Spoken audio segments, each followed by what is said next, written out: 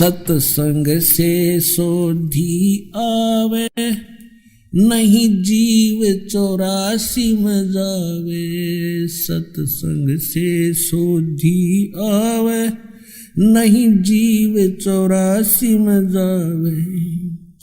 अब मेटो द्वेष और राग, हो राग या उम्र बतेरी जाली। अब मेटो द्वेष और राग, हो राग या उम्र बतेरी जाली। 1997 में 5505 कलयुग बीत जाता है। 1994 में दास को नाम देने का आदेश पूज्य गुरुदेव जी से प्राप्त हुआ था। 1997 में परमेश्वर ने स्वयं आकर के आदेश दे दिया था कि अब इसको डिक्लेयर कर दे। आज देखो क्या रंग लग गया है उसका, और पूरा विश्व इसको मानेगा।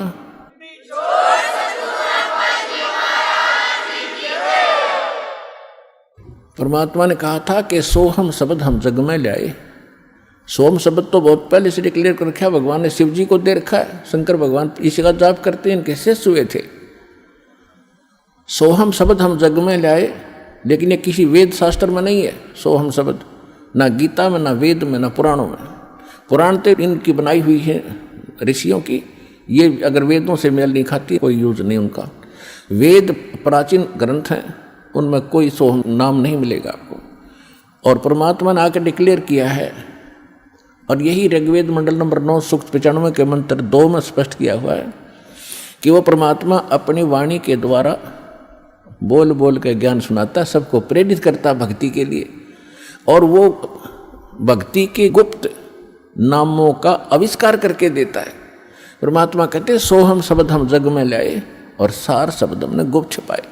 तो ये परमात्मा ने कहा कि सार शब्द सर जीवन बूटी, गैस गैस अंग लगावे। कहे कबीर तुम सत कर मानो, ये जन्म मरण मिट जावे। ये सार शब्द से मिटना था जन्म मरण, और ये अभी तक गुप्त रखनी थी। तो अब ये वो समय आ गया है कि आपका ये जन्म मरण का रोग नाश होगा।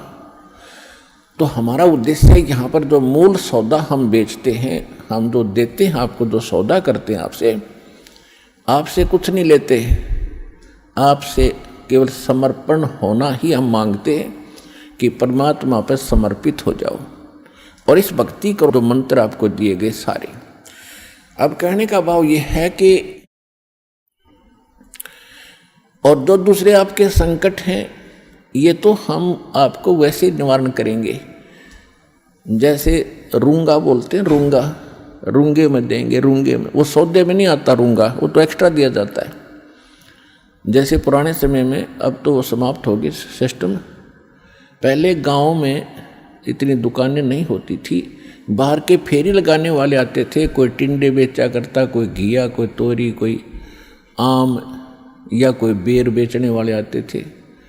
तो हमारी दादी जी एक बेला भर के, कटोरा भर के गेहूँ का या चनों का, जो भी उपलब्ध होती थी, कणक, किसान घर में जन्म था हमारा, और वो ले जाती थी। पूछती थी भाई कैसे देता है ये, जैसे टिंडे कैसे देता है सब्जी के लिए।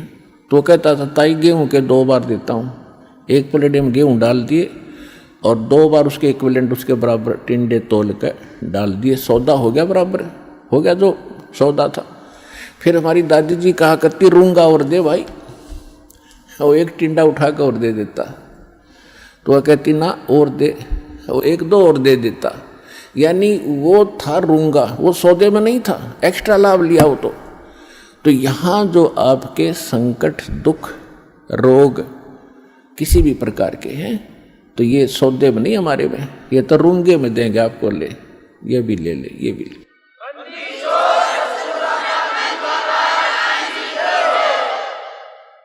और पुण्यात्माओं, दास बार बार कहता है ये एक डूब बाट के गीत नहीं है, ये उस समर्थ की महिमा है, उस समर्थ का ज्ञान है, उसके दिए हुए विधि भक्ति मंत्र हैं। इनसे वही लाभ होगा जो दास बता रहा है, भगवान ने बताया है। अब जैसे जब तक हम सुखी हैं तब तक हम कोई भी भक्ति कर रहे हैं, किसी भी देव की, किसी इष्ट की, या ना कर रहे हैं, तो आपके वही प्रारब्ध के, किस्मत के कर्म ही आपको प्राप्त हो रहे हैं। जैसे किसी ने इन्वर्टर की बैटरी चार्ज कर रखी है, वह फुल हो ली और फिर चार्जर लगाया नहीं, तो वह फिर भी काम कर रही है। चार्जर हटा रखा है, चार्जर है ही नहीं आसपास भी, और ना चार्ज लगाने की कोई बिजली उपलब्ध है, तो फिर भी वो चल रही है, खूब काम कर रही है, पंखे भी, लाइट भी खूब चल रही है। तो जब तक वो बैटरी चार्ज है तब तक तो नो प्रॉब्लम, और जब वो बैटरी होगी डिस्चार्ज, फिर प्रॉब्लम, नथिंग एल्स।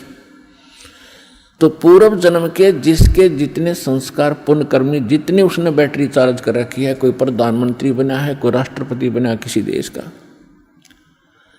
कोई IAS, IPS, डॉक्टर, इंजीनियर, जज, या कोई सेठ बना है, कोई अच्छा किसान बना है, कोई अच्छा दुकान चल रही है, कोई वैसे किसी के बच्चे अच्छे हैं, कोई नौकरियां प्राप्त हैं, तो ये उनकी पिछले जन्म की बैटरी चार्ज है, वही चल रही है, आगे चार्जर नहीं है। और जब आगे चार्जर नहीं है तो वो बैटरी जब तक पूर्व जन्म की चलेगी, फिर कैर टूटने लगेंगे, जब दुख शुरू होंगे, वो पुण्य खत्म हो जाएंगे। हमारे जीवन में पुण्य और पाप दोनों साथ हैं।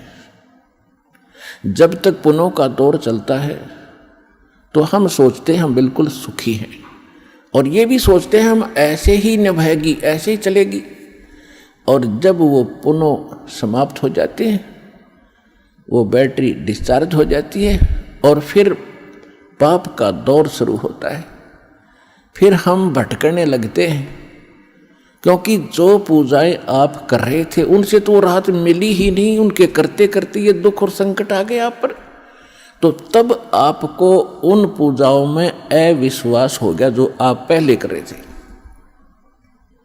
फिर आपको किसी ने बताया कि उस मंदिर में मत्था टेकने से लाभ होता, आप फिर वहां जाते हो। किसी ने आपको बताया कि वैष्णो देवी जाओगे, वहां पहुंचोगे तो आपको बड़ा लाभ मिलेगा, आप वहां पहुंच गए। यानी वो जो साधना पहले कर रहे थे वो छोड़ दी। फिर आपको किसी ने बताया बालाजी जाइए, आप फिर वहां जाते हो। तो कहने का भाव ये है कि जब आपके पाप कर्म का दौर शुरू हुआ और जिन साधनाओं को करके आप निश्चिंत बैठे थे, हम बिल्कुल सुखी हैं, तो उन्होंने आपका साथ नहीं दिया, क्योंकि वो साथ पहले भी नहीं देने वाली थी। उस समय आपको कोई कहता कि साधना कर रहे हो ये ठीक नहीं है, आपको लाभ नहीं मिलेगा, तो आपको कभी विश्वास नहीं होता, न आप मानते हो। और फिर जब संकट आते हैं फिर आप सभी मान जाते हो। तो कहने का भाव ये है दास का कि आज आप यहां जो आए हैं,